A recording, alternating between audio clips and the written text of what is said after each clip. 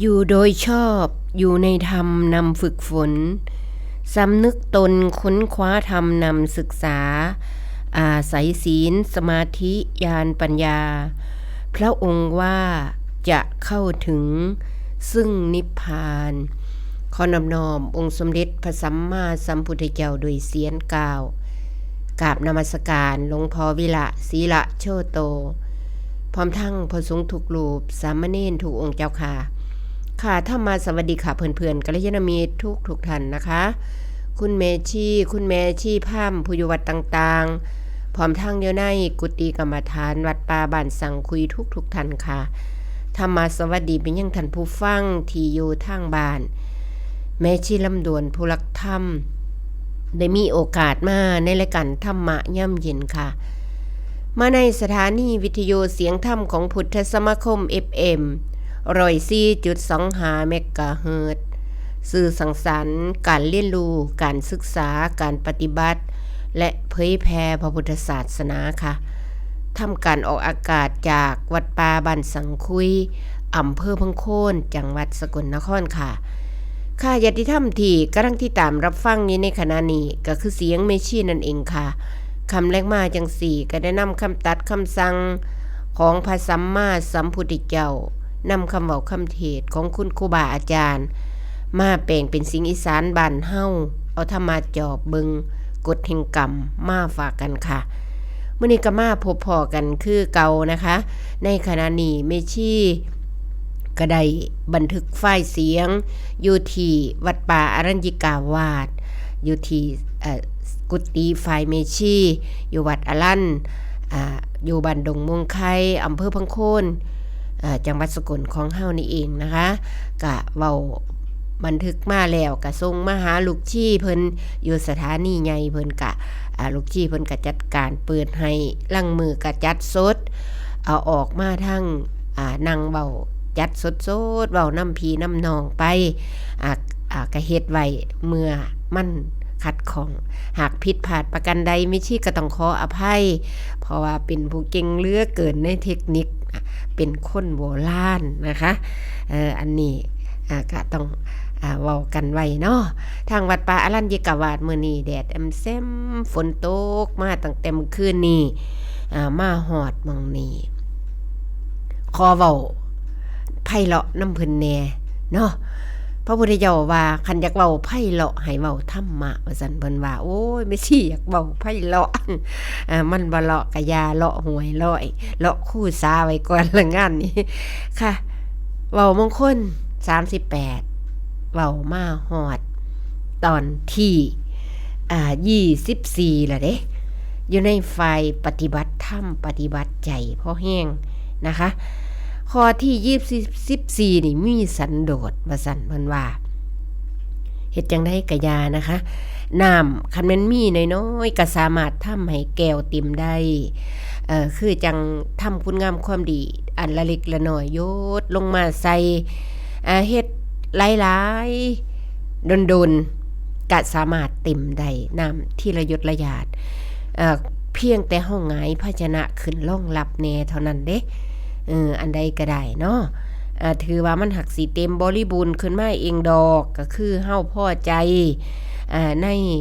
ความสิปฏิบัตินี้มันก็สิสามารถมีหลายได้คือกันเฮาสิย่างก้าวเดียวให้ฮอดโลดบ่ได้ต้องย่างหลายๆก้าวล้มลุกคลุกคลานกะค่อยเฮ็ดค่อยทำไปคือความสันโดษอันนี้นะคะความสันโดษให้เต็มในใจของเฮาไว้พอใจกับตรงปัจจุบันนี้อันนี้พอใจนำทรัพย์สินเงินทองเอียงกะยานะคะมันพอใจแล้วมันจะมีความสุขขึ้นมาได้ไม่ใช่เคยปฏิบัติอยู่เฮือนนะคะเว้าเรื่องธรรมะจอบบึงครูไปเราบ่เก่งแต่ก็ยกหัวขอมาพ่อได้เว้าพ่อได้ลงโตปฏิบัติยิบส่วนที่เฮาสิเอามาใส่ในชีวิตประจำวันนะคะในขณะที่เฮาพอใจปฏิบัติธรรมมาระดับอยู่เฮือนอยู่ซ่านเฮ็ดไป มันสิอ๋อเรื่องความพอใจได้เด้มันสิอ๋อว่าจังได๋วะติมันสิอ๋อว่าโอ้คนเฮานี่มันสุขย้อนมันพอใจว่าซั่นมันว่ามันบอกตัวเองได้ว่าพ่อว่าหยังวะติพอได้มาแล้วพอใจเฮิงเติบอารมณ์เฮาเปลี่ยนไปมันก็ลืมไปแล้วมันก็ไปแล่นหาอันใหม่เฮิงเติบได้มาความพอใจนั้นคือจากประสบการณ์จริงที่เฮาประสบอยู่แต่เฮาบ่รู้จักเจ้าของมันก็เลยเว้าว่าผลสุดท้ายพอมันนำเบิ่งเหตุนำเบิ่งผลแล้วมันก็เลยบอกตัวเองว่าได้ย้อนความพอใจนี่เนาะความสุขอันนี้เฮิงเติบก็เศร้าล่ะเฮิงเติบก็ไปหาอันใหม่มาให้มันพอใจอีกถ้าเกิดมันบ่พอใจมันก็หายก็ยากอันนี้คือมันยังห่อนอยู่เนาะกะวนกะวายอยากได้อยากมีอยากเป็นสันโดษแปลว่าอีหยังก็ภาษาธรรมมันโตสะนะแปลว่าความยินดีชอบใจพอใจอิ่มใจจุใจ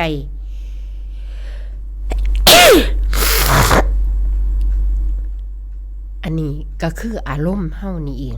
นะคะมันพอใจเข้าใจผิดอันนี้กะลังเทื่อบัดโอ้ยแม่เฮาเคยหายแต่ยังน้อยนะมันสันดินสันโดษไปอีหยังนี่เพราะว่าตั้งที่แท้จักสันดินสันโดษว่าจังได๋เพิ่นก็หายเฮาก็ชื่อไว้บ่ฮู้จักว่าสันโดษเป็นจังไดพระพุทธเจ้าโลดบอกว่าสันโดษลักษณะของมันนะคะก็คือความยินดีบัดใดสันโดษแปลว่ายินดีกับของเจ้าของพอใจเช่นยกตัวอย่างเช่นมีลูกมีผัวมีเมียก็พอใจในมีลูกเมียตัวเองลูกผัวตัวเองจังซี่คือความยินดีพอใจขี้หลายกะยาของเฮาเงินเฮามีน้อยกะยาเฮือนเฮาหลังน้อยก็ตามแต่พอใจเฮ็ดให้มันสะอาดสะอ้านอันใดบ่ดีก็คอยตกคอยแต่งแปลงเอาขึ้นมาให้มันดียินดีกับสิ่งที่ได้มาเด้เพิ่นบอกลักษณะของสันโดษนี่มันได้มาเว้ามาฮอดหม้องนี้แม่ชีนึกถึงบ่รู้อ่านหนังสืออยู่ไสหรือได้ฟังมาจากไสแต่ว่าเอามากระทำไว้ในใจเว้าแล้วเห็นภาพพร้อมนะคะมีคนคนหนึ่งไปหาป่าว่าซั่นเพิ่นว่าไปหาป่ารถได้ปลาซิ่วปลาน้อยปลาขาวอีหยังนี่ล่ะได้หลายๆบัดนี้รถไปเห็นปลาคอใหญ่ได้ปลาคอใหญ่มาแล้วจับคุมเอาสิเอาปลาคอใหญ่มันหลุดโดดลงน้ำปลาคอใหญ่น่ะรถได้มาตั้งแต่ปลาซิ่วปลาขาวปลาตัวน้อยมาฮอดเฮือนฮอดซ่านแล้วก็คืดฮอดแต่ปลาตัวใหญ่อันนั้นชายผู้นั้นเอามาเฮ็ดกินลูกเมียเฮ็ดมาสู่กินย่อมาสู่กินเข้าไปก็บ่พอใจคิดเห็นแต่น้ำปลาตัวใหญ่อันนั้นเพิ่นก็เลยเปรียบเทียบว่าถ้าบ่พอใจมันก็บ่แซ่บแต่ถ้าบ่มีคิดว่าปลาคอใหญ่ตัวนั้นความรู้สึกของเฮาที่มันไปอยู่กับปลาคอใหญ่ว่าซั่นเพิ่นว่าเฮาก็เปรียบเทียบเอาลงโตปฏิบัติได้ในส่วนที่เฮามีนั่นพอเฮาศึกษามารู้ทีหลังความสุขอยู่ความทุกข์ก็อยู่ที่ความบ่พอนี่เองก็คือตัณหาเป็นตัวอยากหิวไปบ่พอจักเทื่อร้อนรนกระวนกระวายบ่พอใจในสิ่งที่โตมีคิดหาใหม่เพิ่มบาดนี่เช่นเมียขี้ร้ายผัวก็บ่ดีก็ไปหาบ้านแตกแสลกขาดบ่ยินดีกับสิ่งที่ตนมีบ่ท่าละสันโดษเพิ่นว่าอันนี้คำว่ายินดีของกับของเจ้าของนี่คือธรรมะระดับที่เฮาอยู่กับโลกิยะอันนี้เฮาจะต้องไต่เต่าไปความยินดีตามมีที่แรกขอหนึ่งนี่พระพุทธเจ้าให้แผนที่มายินดีกับของเจ้าของยินดีกับสิ่งที่ได้มายินดีที่กับสิ่งที่ตนมีอยู่แล้วคือเขามีหน้าตาจังซี่ ก็บ่ค่อยยินดี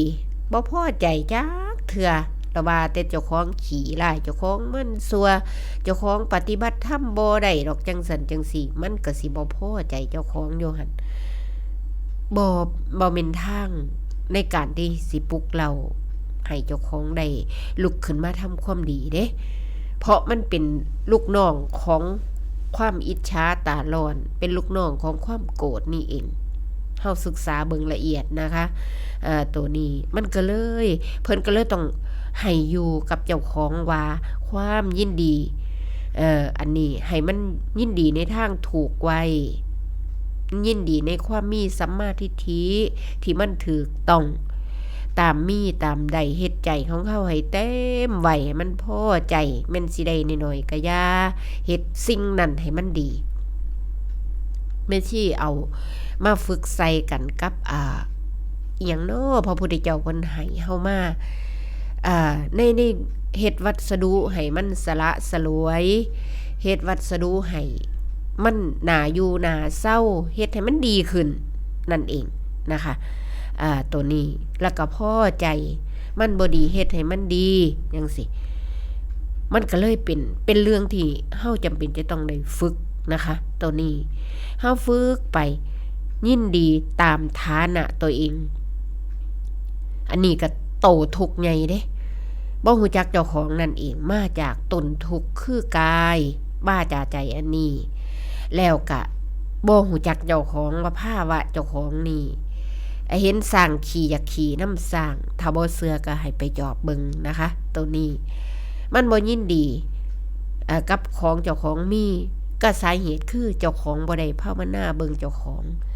มันจะบ่รู้จักตัวเองแล้วก็บ่จักภาวะในชีวิตครอบครัวเห็นเพิ่นหังเพิ่นมีจิตใจก็ห้าวหาญอยากไปมีคือเพิ่นแม่ชีเคยสัมผัสเว้าธรรมาจอบเบิ่งพบกันคบกันเฮ็ดนำกันในครอบครัวนึงเพิ่นก็มาคบครอบครัวขาน้อยนี่ล่ะแต่ว่าเพิ่นก็ทำมาหากินลูกเพราะว่าเป็นอาชีพก่อสร้างเล็กๆน้อยๆเพิ่นมาเฮ็ดน้ำเฮือนน้ำซ่านแล้วใส่กันจังซั่นจังซี่ลูกเมียก็ยังเล่นการพนันเฮ็ดนั่นเฮ็ดนี่อยู่นะคะอันนี้คือเป็นเคสศึกษาของแม่ชีจ่อเบิงแล้วก็มีความทะเยอทะยานนะคะมีลูกสาวก็ย่องแต่ลูกสาวจบดีจังซั่นจังซี่แล้วแต่งงานแต่งกันเห็นเฮาเฮ็ดกับลูกกับเต่าแต่งงานกะมันก็จักก็บ่รู้จังไดเนาะมันก็นายอำเภอเพิ่นก็มาเป็นประธานให้จังซี่นะขึ้นเวทีขึ้นห้านอีหยังทำนองนั้นนะแต่งลูกชายผูกกกจังซี่กะบ้านนี้เพิ่นก็มาเฮ็ดให้เราก็สิมีฝังในใจเราต้องการอยากเฮ็ดคือนะมีความศรัทธาเฮาจังซี่นะพอโตแล้วเราก็ไปเชิญนายอำเภอมาเป็นพิธีเป็นประธานให้เพราะสุดท้ายก็แตกสรุผู้พายขาดบ่สมเหตุสมผลบ่สมควรแม่ซี่ก็ได้ภาวนาเบิ่งโอ้อันนี้เด้มันบ่ฮู้จักฐานะเจ้าของบ่ฮู้จักเจ้าของว่าเป็นจังไดภูมิซำใดเป็นจังไดก็เลยเห็นโทษในการบ่รู้จักเจ้าของบ่ว่าฮู้จักส่วนโตในกายสังขารบ่ว่าสิรู้จักความเป็นฐานะความเป็นอยู่ในชีวิตอันนี้ก็เลยนะคะตัวนี้ก็เลยระวังเจ้าของย่านบ่ฮู้จักเจ้าของมันบ่ฮู้จักเจ้าของก็เลยเปียใส่ผู้เพิ่นรู้พุ่นแล้วบาดนี้แฮงมีความมั่นใจเปียใส่ผู้เพิ่นรู้นึงละคือพระพุทธเจ้าตัดสรู้โลกอย่างแจ่มแจ้งเอาขึ้นมาใส่หัวใจไว้ครูบาอาจารย์ก็ฟังศึกษาธรรมะเท่านั้นนะคะเฮาบ่รู้จักเจ้าของแต่ก็ต้องได้อาศัยผู้เพิ่นรู้พ่อบอกเขาใส่ทางตัวนี้นะคะก็จังว่าเพิ่นว่ายินดีตามฐานะคือให้พิจารณาว่าฐานะเฮาเป็นจังไดเป็นผู้ใหญ่ผู้น้อยเป็นลูกไผ่เป็นพ่อปู่แม่ย่าผู้ลางคนบ่รู้จักฐานะว่าเจ้าของเป็นแม่เฒ่าผัดไปเอาฐานะเป็นเมีย เมียก็มันเป็นฐานะแม่เฒ่าก็มีเด้แม่ชีเคยได้เตือนนะคะ มันมีครอบครัวหนึ่งเพิ่นก็มาหาแม่ชีอันนี้เว้าจากประสบการณ์นะคะก็เลยเพิ่นก็มาปรึกษาเพิ่นมีปัญหาอันใดเพราะว่าขาน้อยนี่เป็นคู่คิดคันเขาเจ้ามีทุกข์ก็สิคิดเห็นอยู่คิดเห็นแม่อุบาสิกานี่เขาเจ้าสิมักมาเว้าเรื่องส่วนตัวเขาเจ้าสิเว้าแล้วเว้าให้เจ้าฟังนี่เจ้าสิบ่ไปเว้าต่ออีหยังทำนองเนี่ยล่ะเพิ่นก็ไว้ใจจังซี่นะเพิ่นก็สิมาเว้าคันว่าก็ได้แนะนำเพิ่นว่าในฐานะของเจ้านั้นมันเป็นลักษณะแม่เฒ่าอันในฐานะเมียน่ะผัดเป็นแม่เจ้าก็เลยว่าจักเสียจังใดบุญกรรมตกแต่งเจ้าก็บอกแม่ก็บอกบ่ได้นะคะผลสุดท้ายมันก็อาจจะเป็นไปตามเรื่องของมันเป็นเรื่องที่เฮาจะต้องได้ศึกษานะคะอันนี้ว่าเหตุและผลบ่อยู่ตามฐานะนี่ก็มีความทุกข์มีความเบียดเบียนกันเฮาก็ต้องได้มาเตือนตัวเองเฮ็ดหยังก็ต้องตามฐานะเฮายังบ่รู้เฮาก็ต้องเรียนรู้ต้องได้ศึกษาเฮาบ่ฮู้จักเฮ็ดผิดแต่ละอย่างนี่โอ้ยเป็นเรื่องบ่ฮู้ทั้งเบิดอย่าไปเว้าเด้ว่าข่อยรู้แล้วรู้ว่ามันซั่วข่อยอยากเฮ็ดอันนี้จงบอกตัวเองได้เลยว่ามันบ่รู้อีหลีดอกมันรู้ภาษาเว้าซื่อถ้ามันรู้แล้วนี่มันจะขึ้นใจโดยที่บ่เบียดเบียนตัวเองและก็บ่เบียดเบียนผู้อื่นอันนี้รับประกันคุณภาพว่าธรรมะพระพุทธเจ้าเป็นจังซี่อีหลีนะคะเพราะว่าถ้ารู้จริงแล้วบ่สามารถที่สิไปเฮ็ดความเบียดเบียนตัวเองตามใจชอบแล้วก็ย่านร้ายย่านมันไปเบียดเบียนผู้อื่นแม้แต่ลูกหลานบ้านเมืองคนในครอบครัวผู้อยู่ใกล้ชิดมันจะต้องระแวดระวังนะคะตัวนี้คนเฮานี่มันเข้าใจผิดนะคะเข้าใจผิดแล้วแต่สมัยตะกี้คำว่าสันโดษนี่จนเป็นข่าวเด้มีผู้เข้าใจผิดมีเจ้านายใหญ่มีเอียงนี่ล่ะไฟพ่อบ้านพ่อเมืองเพิ่นนี่สิเว้าว่าทางพระนี่มันสอนผิด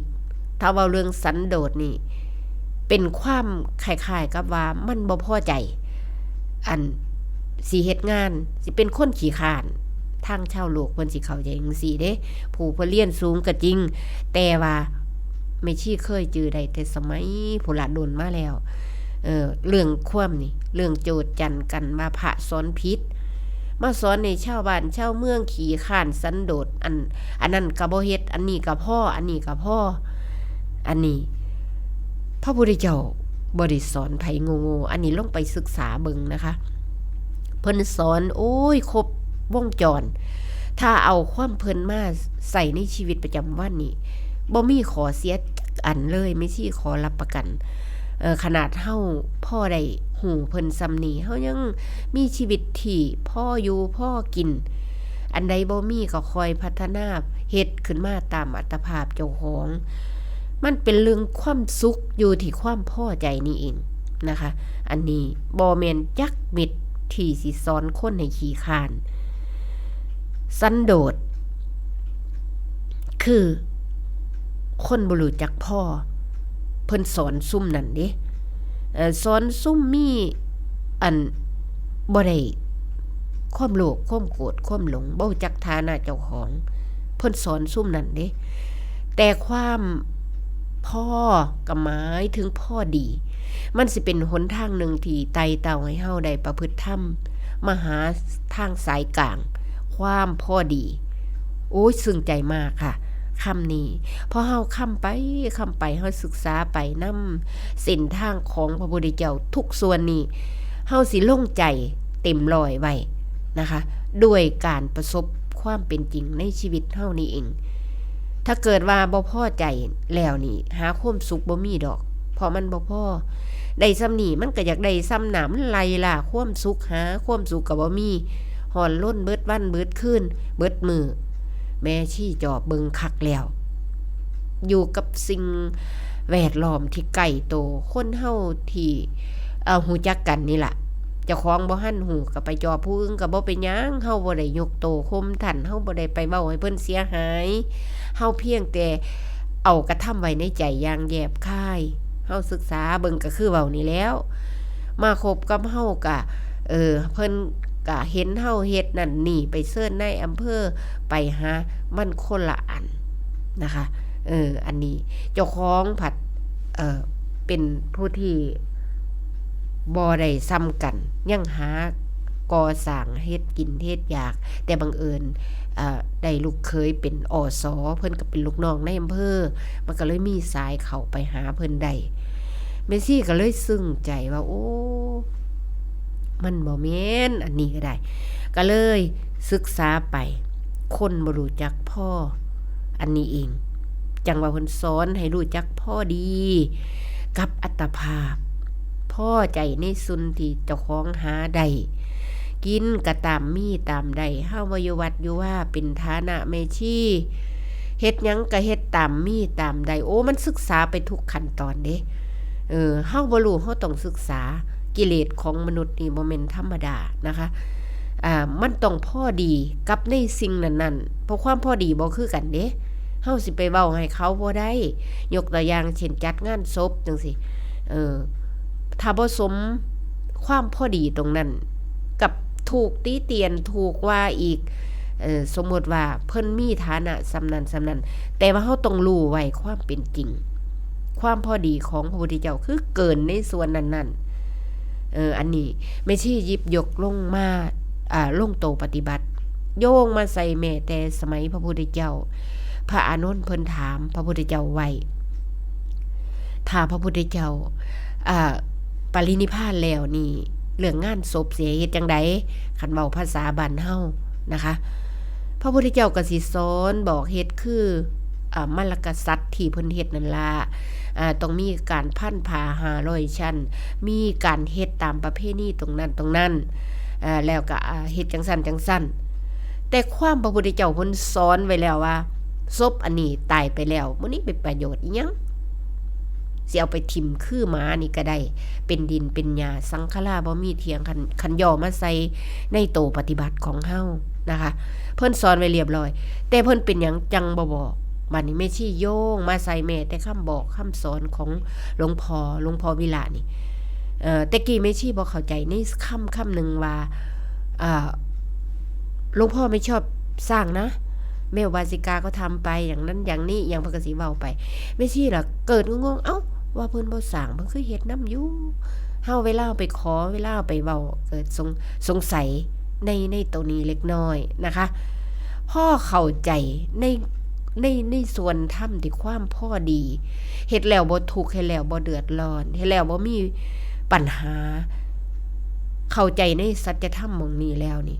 มันจะเข้าใจเพราะการปฏิบัติจริงกับหลักการบ่คือกันปานใดเด้เฮารับหลักการจากพระพุทธเจ้าในการประพฤติธรรมเฮารับหลักการจากครูบาอาจารย์สิลงโตปฏิบัติตัวนี้กับการที่ความเป็นจริงที่เฮาสิเฮ็ดนั้นมันคนละอันอยู่แต่มันเฟื้อกันอยู่เด้มันไปนํกันอยู่แต่ว่ามันคนละอันไม่ใช่กันเลยพ่อตัวนี้แล้วจบเลยค่ะในการสงสัยหม่องนี้นะคะเพราะว่าหยังว่าติคือกันกับเพิ่นเว้าล่ะถ้าเฮาสิเว้าออกไปมันก็เป็นการตีเตียนโอ้ยเหลือแต่หังแต่มีแล้วเบิ่งเพิ่นเฮ็ดบ่สมเกียรติสมมุติมันก็ละถูกตีเตียนถูกว่าก็ต้องได้เฮ็ดไปตามฐานะเฮ็ดไปตามอัตภาพบาดนี้พ่อมาศึกษาครูบาอาจารย์ฟังเทศน์ฟังธรรมความพอดี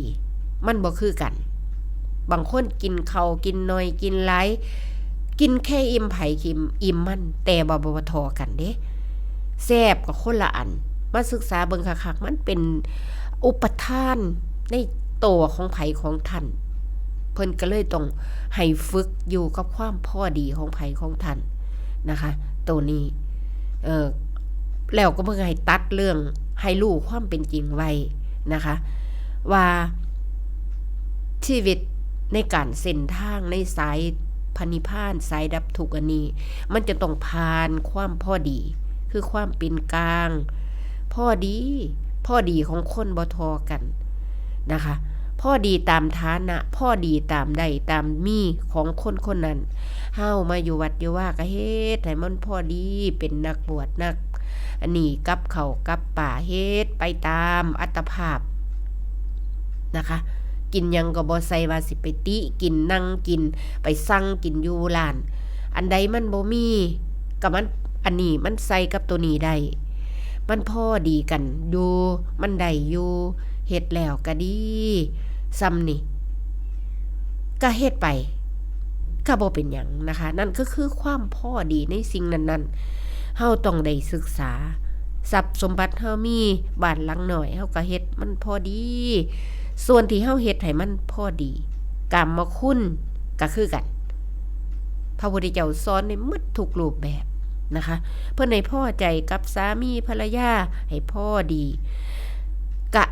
ถือว่าความอยากตัวนั้นล่ะที่ทำให้เฮาบ่พอดีนะคะอยากมีอยากเป็นอยากได้บ่อยู่กับตัวเองบ่อยู่กับฐานะจังว่าเพิ่นว่าความสุขความเจริญต้องหอยหูจักพ่อต้องยุดตัณหาตัวนี้ให้ได้โอ้ยซึ้งใจมากค่ะเมียนความเพิ่นเบิดเฮายุดยังบ่ได้อันใดยุดบ่ได้มันต้องทุกข์ที่เจ้าสู้ไปดิรับไปดิกรรมที่เจ้าเฮ็ดอีหยังก็ได้นะคะตามหาความสุขกันไล่ล่ากันมาตลอดจนเที่ยวหาว่ามันสิสุขก็บ่แม่นเอาทุกข์มาเพิ่มเติมทุกข์เข้าไปเป็นเรื่องที่มากับเฮาทั้งหมดนะคะในการใช้ชีวิตอันนี้แต่ว่าเฮาปาบ่ได้เด้อันนี้ความบ่พอเมซี่เคยในอย่างนะหมาน่ะนะหมาหลงน่ะที่หมาหิวโซ่ที่มันผัดลงมาน่ะเอามาสอนใจตะของได้ดีมากนะคะตัวนี้คือความบ่พอเจ้าของที่มันมาแล้วกับมาอยู่แล้วผัดลงมาน่ะเจ้าของบ้านลิตนเอาเขามาไกลมื้อที่แรกเอามาไว้ข้างเฮือนเอาเขาให้มันกินมื้อที่2ก็ต่อมาเรื่อยๆเขามาอยู่ในบ้านมื้อที่3ที่4เขามาอยากไปนอนน้ำคนมื้อฮอดมื้อที่7อยากไปกินข้าวร่วมผ้ากินปลาร่วมถ้วยละบาดนี้เขาก็เลยเอานี้ไปปล่อยแมวตัวนี้มันหมาตัวนี้มันพ่อบ่เป็นนี่เป็นเรื่องที่เฮาหาอุบายสอนจิตตัวเองนะคะมันสิเป็นนิทานกะยาสิเป็นความเว้าความเทศน์ครูบาอาจารย์เฮาก็เอามานั่นคือเฮาตั้งใจฝึกตัวเองนะคะความสุขทั้งพระพุทธเจ้าเพิ่นแบ่งไว้นี่มันมีสุขหลายสุขอยู่สุขที่หยาบสุขที่กลางๆสุขที่มันละเอียดสามิตรสุขเป็นความสุขที่ต้องอาศัยวัตถุสิ่งของเด้นั่นคือไม่ใช่รู้ที่หลังก็ว่าสุขฝ่ายโลกียะที่เฮาสร้างบ้านสร้างครอบสร้างครัวสุขฝ่ายนี้ต้องมีเด้บ่มีบ่ได้เด้โอ้ยอยากมีแห้งหลายอยากมีรถเก๋งเห็นเขาขี่แม่เอ้ยคนทุกอยากมีมันเป็นจังได๋เจ้าลองคิดเบิ่งแต่ว่าอัตภาพพ่อเป็นไปได้นะคะบ่เฮ็ดให้เดือดร้อนแห้งบ่เฮ็ดให้เสื่อมเสียปรึกษาหารือกันทางมีทางมาพากันอยากได้รถขี่แต่มอเตอร์ไซค์ไหลฝนตกห้ำหัวก็อยากให้มันมีพ่อได้สมฐานะจังซี่นะคะเพราะเคยแม้แต่ความรู้สึกเจ้าของมันเอาวัตถุเป็นใหญ่ได้คนชาวบ้านล่องมีเจ้าในใหญ่ๆมาขี่มอเตอร์ไซค์ตากฝน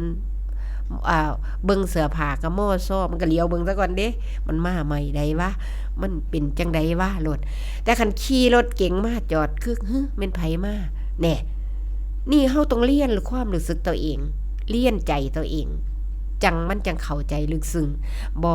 เรียนผู้อื่นก็จริงแต่มันต้องน้อมเข้ามาหาตัวเองเว้าอันใดเป็นจังไดเฮาก็สามารถที่เข้ามาสู่กับปัจจุบันตรงนี้ให้ได้นะคะเฮาต้องเบิ่งไปเรื่อยๆนะคะความวัตถุสิ่งของเฮาก็ต้องเรียนโดยตามองเห็นหูฟังเสียงต้องดินต้องล้นกระวนกระวายหามาต้องยึดต้องติด จิตใจคับแคบหวงแหนผูกพันโอ้ยจะแม่นโพดยังวะทนมาได้จังได๋ใจอันนี้ก็ได้คันแม่นของแตกของพังนี่โอ้ยตายแต่หึงแล้วจะแม่นมันเที่ยวสุขเที่ยวทุกข์เนาะท่านผู้ฟังนะคะผู้ใดก็มีมาอยู่แล้วแต่มันบ่รู้ซื่อๆอันนี้ก็ได้มันเป็นความบ่รู้จักทุกข์นั่นเองสาเหตุของมันอันนี้เฮาก็เรียนมานะคะถ้าบ่ถูกใจคัดใจมันก็เป็นความทุกข์ความบ่ยินดีไปมันก็เลยโยงไปใส่ตัณหา3อันนี้เองมารู้ที่หลังเรียนเรื่องตัณหาตะกี้บ่รู้จักดอกตัณหาเป็นจังได๋บ่รู้นะคะพอมารู้ที่หลังโอ๊ยตัณหา3อันนี้กามตัณหามันความรักความใคร่ความพอใจอยากได้อันนี้คือความรักไฟมันบ่พอใจปื๊ดเข้ามาวิภาวะตัณหาบ่ยินดีน้ำหัวมันไปไกลโลดภาวะของมันเกิดตลอดนะคะพอมารู้ที่หลังโอ้ยเฮาสิบ่เป็นทาสหัวมันเกินซะแน่มันก็จะไปแต่ความสุขที่พระพุทธเจ้าเพิ่นให้เฮามาสุขมี2อย่างคือสุขฝ่ายโลกียะกับสุขฝ่ายโลกุตระอันนี้ล่ามิตรสุขพวกนี้เฮาต้องได้ศึกษาเฮาต้องเรียนเพราะมันเป็นสุขที่ละเอียดสุขที่บ่ต้องหาวัตถุสิ่งของเพราะสุขตัวนี้สุขจากการบ่มีนะคะต้องเอาลงโตปฏิบัติให้ได้ว่าฝ่ายทั้งนี้เฮ็ดให้มันมีหมดสู่อันแข่งดีเงินทองของขาวมีลูกมีเต่าให้ถูกส่วนของสมมุติโตทั้งฝ่ายนี้แต่ฝ่ายนี้เฮ็ดไปเรื่อยๆจนมันบ่มีอีหยังเลยเฮาต้องเข้าใจให้ได้มันจังบ่ไปตีกันเด้ศึกษาธรรมก็ได้นะคะลามิตรสุขเป็นความภายในบ่ได้อาศัยสิ่งอื่นบ่ได้อาศัยสิ่งของลักษณะอิหยังต่างๆแต่อาศัยความสงบความสะอาดความบ่มีกิเลสตัณหาความสุขตัวนี้ความสงบนะคะบางคนถามความสงบเป็นจังได๋แม่ซี่จับประเด็นเอามาใส่ในชีวิตประจำวันความสงบ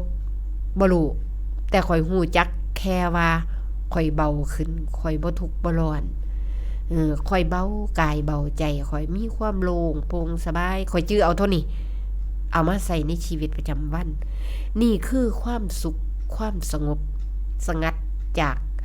สิ่งรบกวนพอมารู้ไปเรื่อยๆในกันบ่มีกิเลสตัณหารบกวน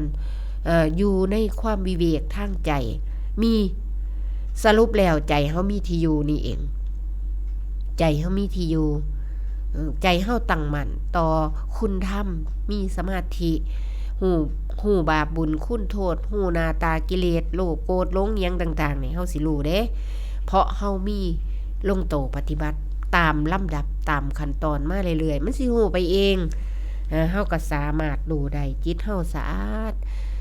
ความว่าสะอาดของจิตยังบ่รู้เด้มาฮอดจนบวชเป็นเมสซี่มาจังพ่อฮู้จักเด้จังได๋จังว่าจังสั่นเมสซี่บ่ฮู้จักแต่บวชเป็นเมสซี่พราหมณ์มาฮู้จักตอนบวชเป็นเมสซี่พราหมณ์มาอยู่วัดนะเพราะว่าบ่ทันได้โกนผม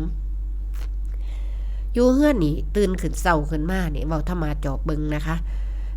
ตื่นขึ้นมาลุกสิฟ้าวลุกปึ้งปังลุกสิมาลุกนึ่งข้าวเป่าไฟเฮ็ดนั่นเฮ็ดนี่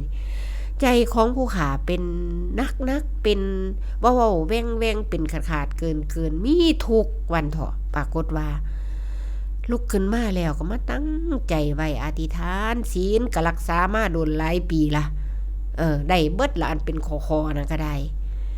อันบ่ฆ่าสัตว์ตัดชีวิตบ่ลักยกกกฮอบ่เล่นสู้จากผัวประพฤติผิดในกามบ่ตัวบ่หลายเป็นคอๆได้เบิดล่ะแต่ว่าความทุกข์อันตัวนี้บาดนี่มาอยู่วัดมื้อนึงโลดบัดเพิ่นสิฮู้จักหน้าตากันเด้มื้อนึงลุกขึ้นมามันก็ค่อยลดลงอยู่ดอกความทุกข์อันที่อันโตกลางๆอันในใจของเฮานี่ก็ได้หักบ่รู้นะพอมารู้แล้วโลดภาวนาแน่ก็ศึกษานำฟังเทศน์ฟังธรรมมัน มารู้กับหน้าตานิวรณ์ทั้งห้าอันนี้มารู้อีกที่หลังว่าเป็นกิเลสกลางมารู้อีกคักๆไปอีกโอ้ใจเฮามันบ่มันสกปรกบ่ได้มันบ่กวาดสะอาดมันยังมีสิ่งที่มันทำให้ใจเฮาทุกข์อยู่โอ้พ่อหูจักหน้าตามันฟาวจัดการมันสิทุกข์มาปัดกวาดออกไปยามมื้อเช้าก็ให้มันแผ่วผ่านออกไปอยู่กับความบ่ได้มารบกวนเฮาไปพร้อมกันกับอันเหงานั่นแหมตะกี้เมซี่เป็นคนเหงามาในสภาพทุกข์ตอนอยู่เฮือนก็คือกันประพฤติธรรมนี่ก็อยู่มามันสิคิดในใจเฮาชีวิตเฮาคือจังบ่มีอิสระนี่ทุกข์งุ้มหัวมันอยู่ปรากฏว่าผัวก็ด่าหัวเอาเจ้าไปทุกข์อีหยังล่ะว่าพ่อครูข่อยคือพาเจ้ามีเจ้าได้สู่อันสู่แนวเจ้าคือมีสำบ้านสำเมืองมันจะทุกข์หยังบ่จักเจ้าของบ่จักทุกข์พอมารู้ทีหลังทุกข์อันนี้มันเป็นทุกข์อริยสัจที่มันมากับเฮาเลยเฮาบ่รู้ในทุกข์อริยสัจตัวนี้ก็เลยตั้งใจฝึกมาเพราะเฮาเห็นหน้าตาตัวนี้มาคอยกำจัดมันออกไปใจเฮามันบ่สะอาดเพราะมันยังมีสิ่งรบกวนอยู่บัดใดมารู้ทีหลังว่ากิเลสตัวนี้มันเป็นกิเลสกลางเป็นกิเลสนิวรณ์ที่มันเข้ามาโดยที่เฮาบ่รู้จักวิธีเอาออกจากจิตตัวเองกวาดบ่สะอาดบ่ได้เอาพระธรรมวิธีเฮ็ดก็คือต้องตั้งใจปล่อยวางให้หลายๆตั้งใจศีลให้ละเอียดขึ้นไปสมาธิตั้งมั่นอันนี้ใส่ความเพียรมาเลยค่ะตัวนี้เมซี่ก็ตั้งใจเอาความเพียรมาใส่มันเลยเพราะความเพียรพระพุทธเจ้าบอกให้ว่ามี4อย่างเพียรละบาปอันนี้คือหัวข้อที่เฮาได้ศึกษาเฮาเข้าใจอยู่เด้หูจักมาย่านบาปจากได้บุญมาตั้งแต่ยังน้อยพุ่นพ่อแม่บอกก็จื้อไว้เท่าคู่มือนี่ย่านบาปอยากได้บุญอันนี้แต่เฮาบ่รู้จักความเพียรละกิเลสออกมันบาปมารู้หลักธรรมในกุศลสูปสัมปทานี่ในการสร้างบุญหลายๆและล้างบาปออกไปบาปที่มันมีอยู่แล้วก็ต้องเอาออกให้มันเกลี้ยง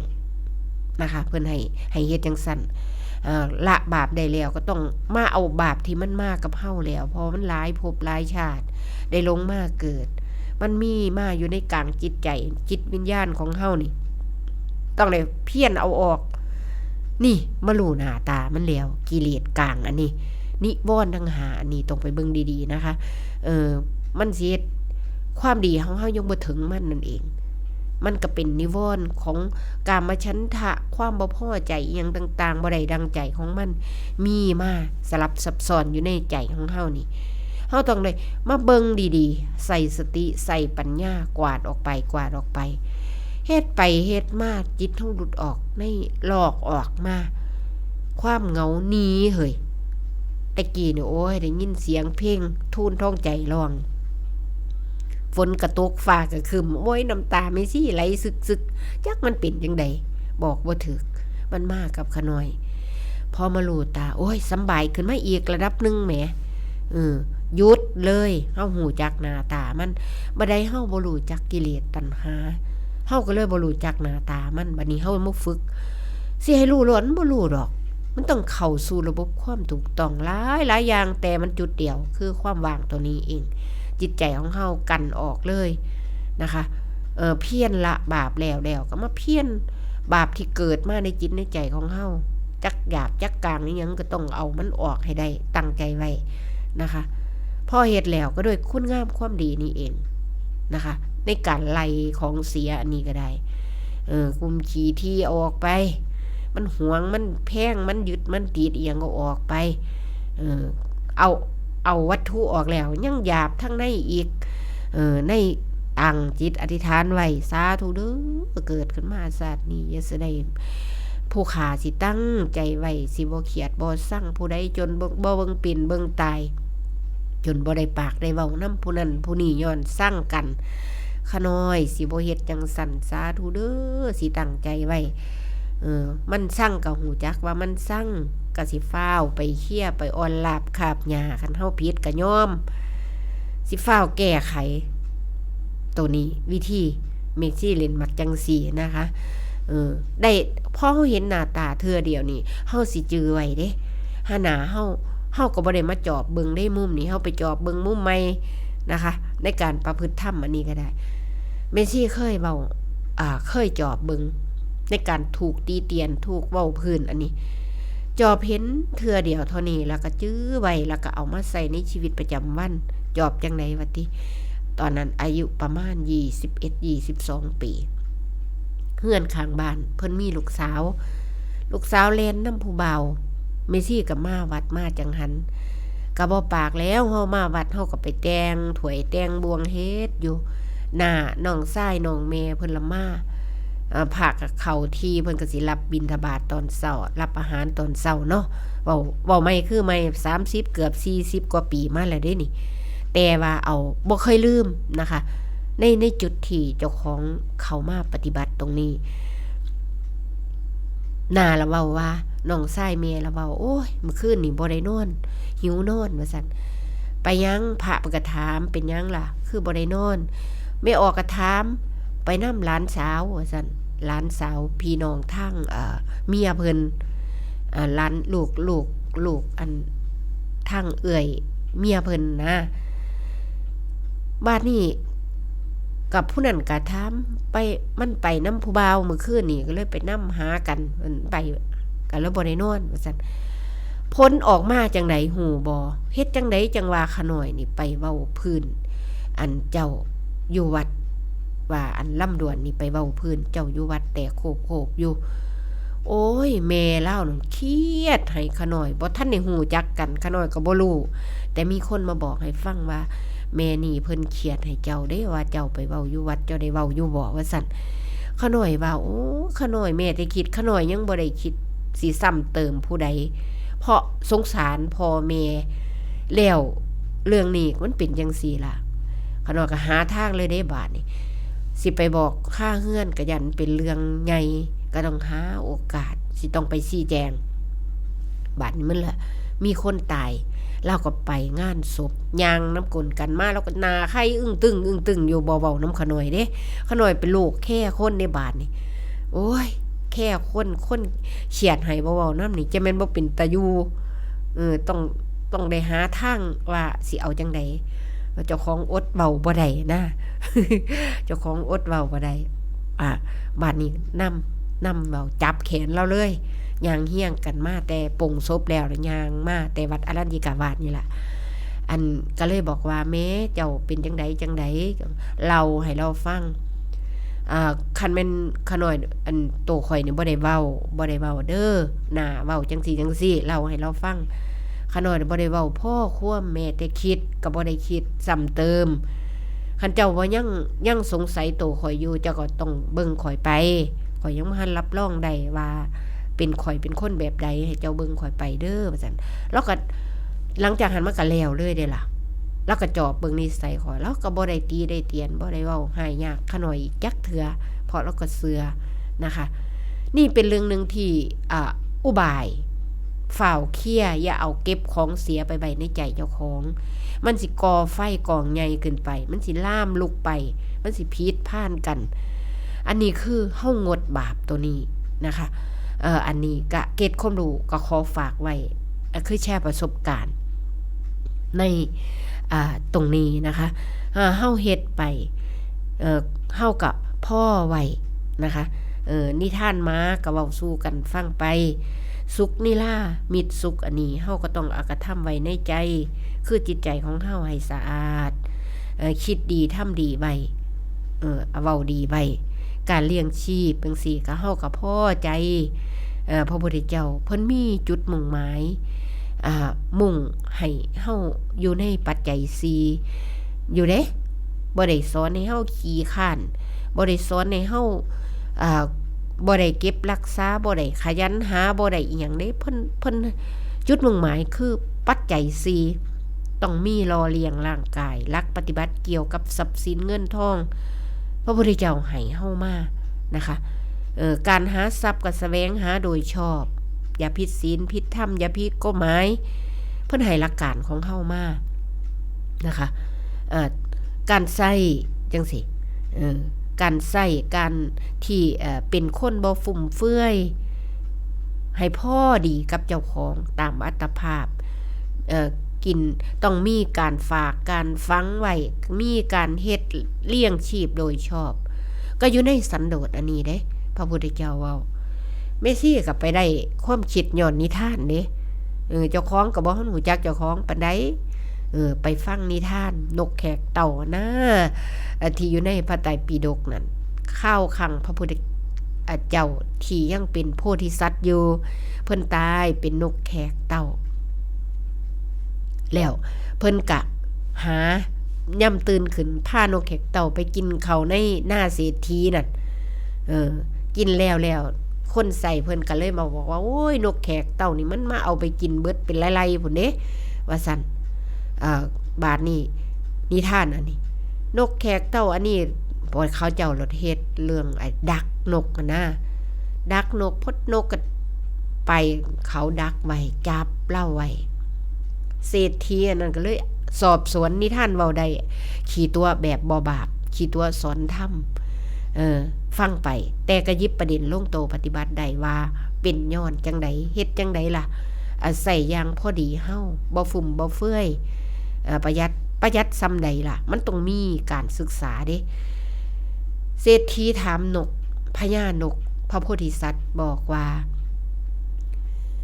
มาเอาเขา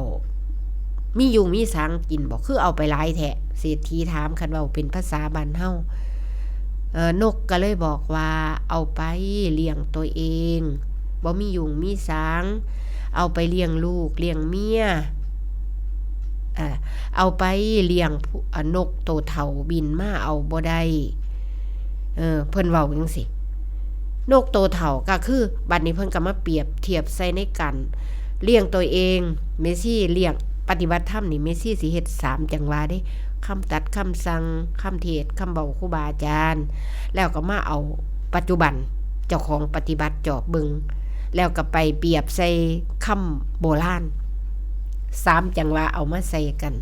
ใจมันจังลงเด้ลังเถือนะคะอันนี้คำโบราณพ่อแม่เพิ่นเว้าเป็นเด็กน้อยเพิ่นเว้าแต่ชื่อได้เบิดเด้เพิ่นบอกว่าเลี้ยงเอามาใส่ปากงูเห่างูสาเอาถิ่มลงสางว่าซั่นเพิ่นว่าก็มี4อันคือกัน1เอามาใส่ปากงูเห่านี่เมียเพิ่นเด้อเอาบ่เอาเงินไปเลี้ยงเล่าดูแล้วจมฝ่อเจ้าสิตายย้อนผัวก็ดีแม่นบ่คะงูสานั่นลูกต้องเอามาเลี้ยงเขาถิ่มลงสางน่ะกินเจ้าของกินเอาไปฝังดินคือทำทาน4อย่างอันนี้คือความโบราณสอนนกแขกเต่าเล่าก็ไปฝังดินก็คือเอามาเลี้ยงนกเฒ่านกแก่บินไปเอาบ่ได้สงเคราะห์สงหาทานเด้นกก็ได้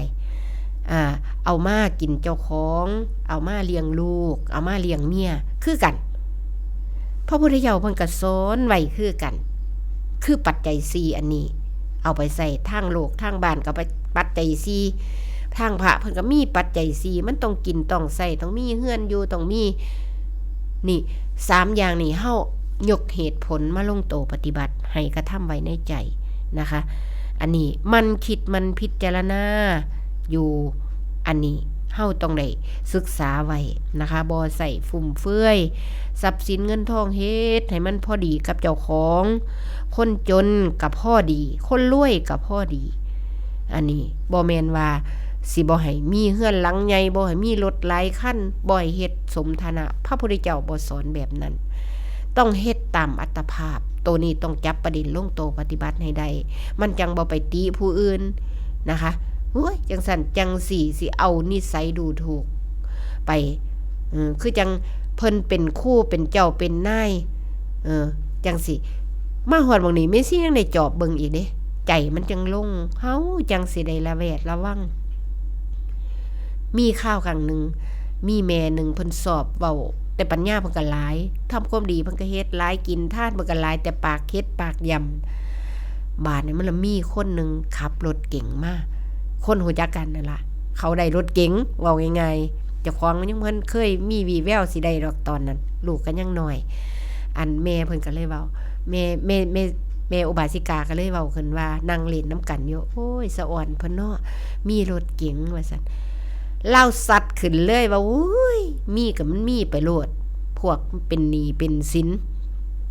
คันเฮาอยากได้นี่มันก็ได้อยู่แล้วล่ะเพิ่นก็สิเว้าของเพิ่นไปนะเราก็จื้อไว้